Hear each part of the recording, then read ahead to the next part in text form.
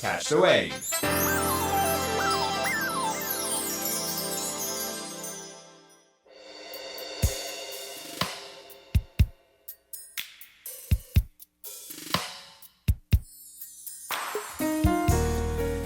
Rainbow Bridge Story.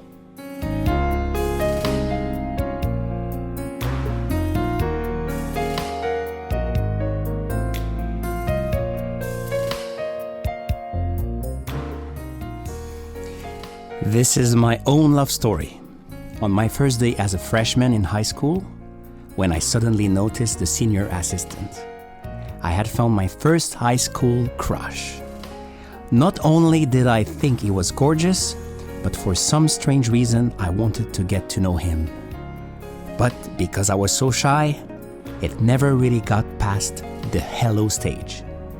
Eventually he graduated and years went by without seeing him, but I would randomly think about him from time to time. About a year after I graduated from high school, I got a friend request from Facebook from him. Then one day he sent me a chat online asking how I was. So we talked for a bit, he gave me his number, and we started texting and ended up talking for hours and hours that same night. We realized we had a bunch in common and we wanted to take time to date, which of course I said yes to. I never expected my little crush would actually lead to this. We talked every night from then on, and still never ever gets old. I feel so lucky. I mean, this is the guy that sits with me and holds me while I cry and always makes things better.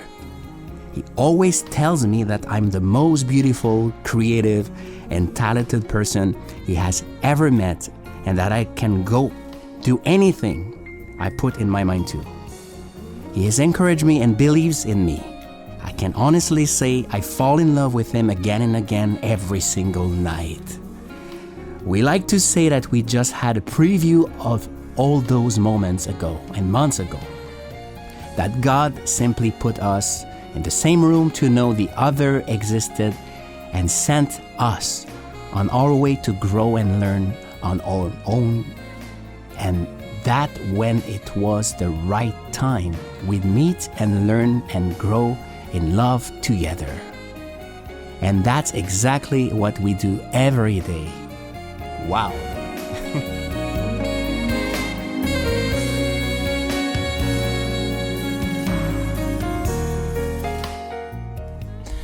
So that was not my voice, as you probably heard. Thank you very much. We have Steve Barakatt, the world-renowned pianist and composer from Canada. Thank you very much. My pleasure.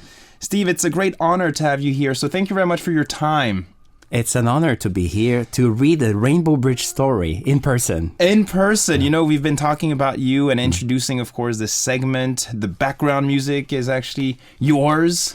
Yes. So it's all the more exciting. So once again, thank you very much for reading this and also for being here. We'll get to talk a bit more maybe about you and your activities. But first, let's thank Sina Lechisa, and she's from Ethiopia, and she sent us this message. How do you relate to it? Well, it's interesting because the idea of receiving stories from all over the world, it allows us to connect and to see our reality. So I'm really touched. Of course, it's his love story.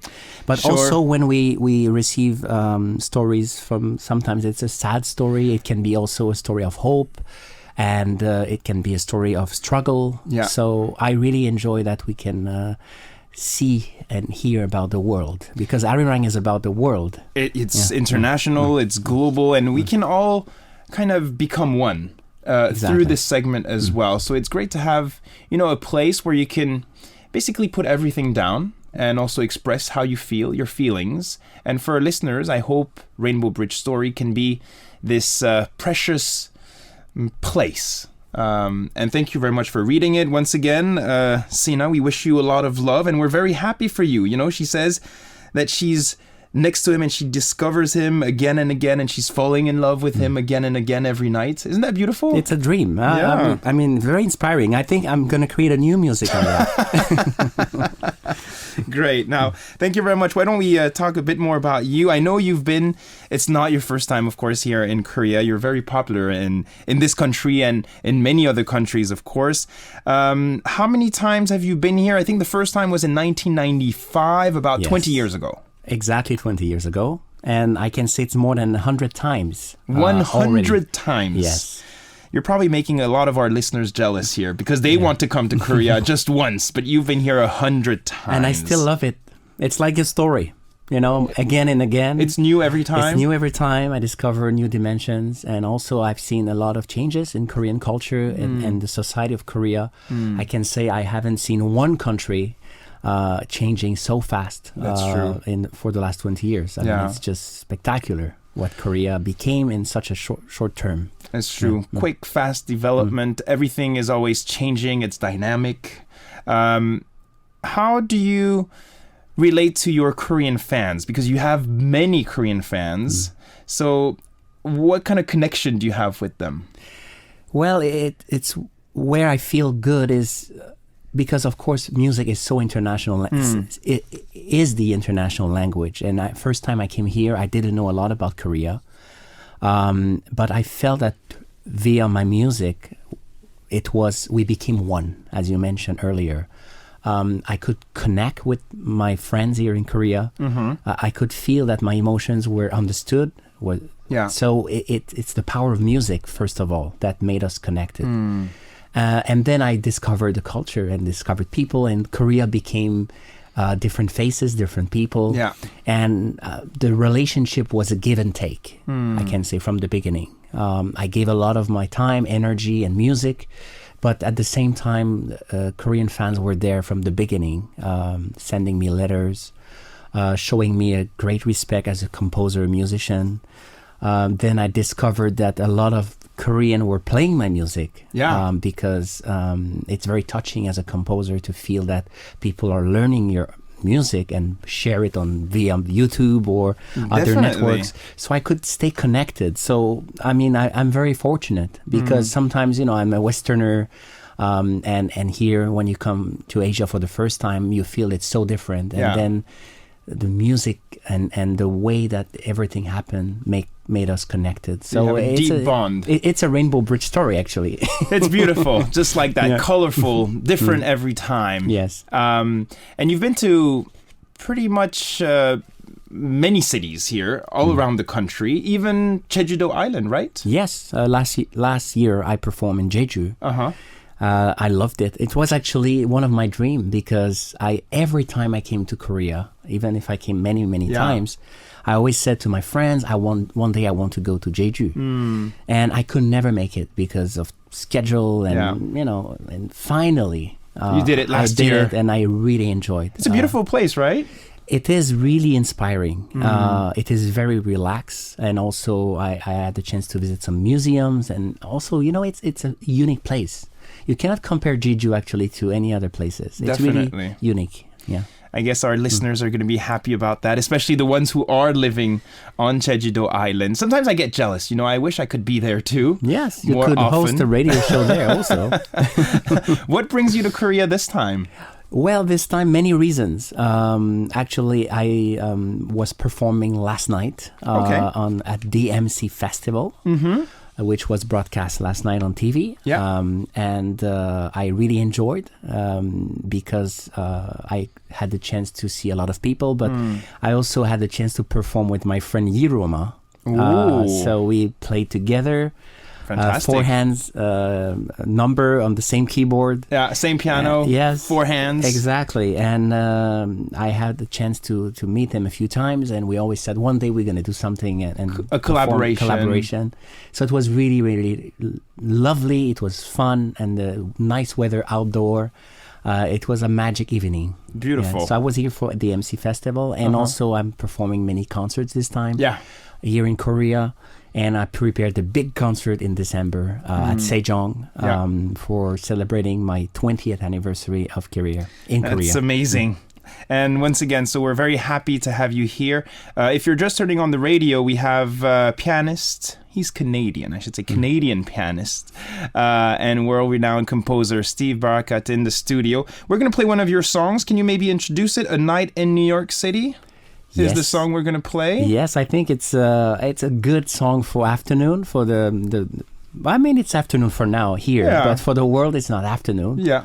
But let's say it's a good it's a good R&B kind of smooth jazz, chill. Okay. And I was inspired in New York. Early morning, I was waking up, and I felt like, I think it's a good vibe, New York City.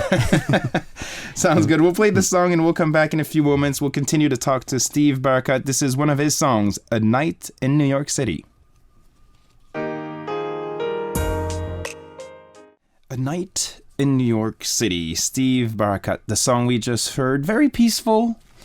Yeah, very zen. Relaxing. Yes. So if you're stressed out, if you want to take a little break, I guess right now is the moment. Once again, we have Steve Barakatt in the studio. He's here, and we're basically here to learn more about him. He's been to Korea over 100 times, so you pretty much know Korea more than many people, I would say many foreigners at least, since you've been here so often, and you have a deep connection, as you were saying. You have this really intimate bond with Korean fans, with Korea in general. The first time you came here was in 1995, so about 20 years ago. Did you ever feel inspired by Korean people? Yes, definitely. Because, of course, when you compose the music in your studio, which is something you do usually on your own, it has a huge impact when you realize that there is a connection with audience, and especially when you, as I mentioned before, when you connect with another culture. So it creates something unique and it's a big interaction. So yes, when I came to Korea, I felt that the emotions I could share, emotion I could receive, gave me a lot of energy. Going back to my country, Canada, going back to my studio, and I could say that I was writing music for some people. Because, when you decide to create something, you don't have necessarily this interaction. You create music, you think that one day you're going to connect with someone, but when you know the people you connect with, it's different. So you have like a target audience. Yeah, I mean, it's mostly like an interaction. It's mostly emotional. I don't know how to say it by words, but it's like you write for people that have this desire to listen to what you do. So as a musician, it's very important, and it makes a big difference. So it's a source of energy and motivation? It is. Motivation, definitely. And of course, when you discover people and their reality, their daily lives, and yes, emotions are here. I mean, you feel that it's different world. Yeah.